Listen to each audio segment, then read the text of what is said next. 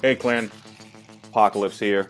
Just thought I'd pass on a useful tip that I've employed for about 80 to 85% of all the loot that I raided. And that's the BARCH method. And what you want to look for in using this to keep it highly effective are bases that are either abandoned or semi-abandoned. And you can tell by the collectors. As you see, those elixir collectors are about 60 to 80%. The expos have no arrows in them. If this base had infernos, they'd be black. You can also tell it by the gold collectors, but it's a little more difficult or tricky.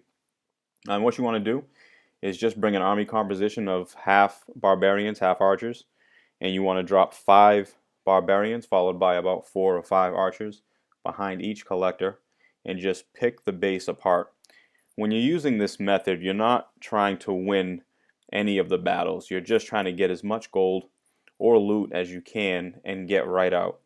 Cups aren't important here because you want to do this around actually at the gold, as that's the best place I found to do it. I'm at crystal right now only because I'm trying to farm dark elixir. So bases like this, I'll find them up here, but they're not as prevalent as they are in that cup range. And what I would do is I would boost my barracks for the 2-hour period, 40 gems, and while I was sitting down to watch a movie or a game, and just raid nonstop, because by the time this battle would end, including the time it would take me to find this base, my next army would be set and ready to go. So it's one raid after another, nonstop, 2 hours, and you're not looking for big bases. You want to stop on the bases that have 80,000 or 100,000, because at this point you're going to max out by looting or raiding as many bases as you possibly can during this time frame. And when I was at TH9 with this method, I would usually haul in anywhere between 2.5 million and 3 million of each raid.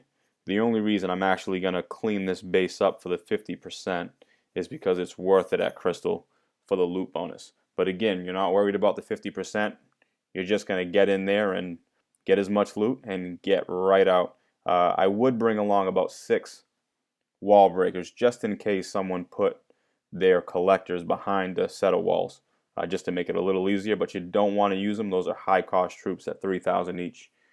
So you want to go low cost, get as much as you can, and get out. So with that, I'm going to be signing off. A strong tower.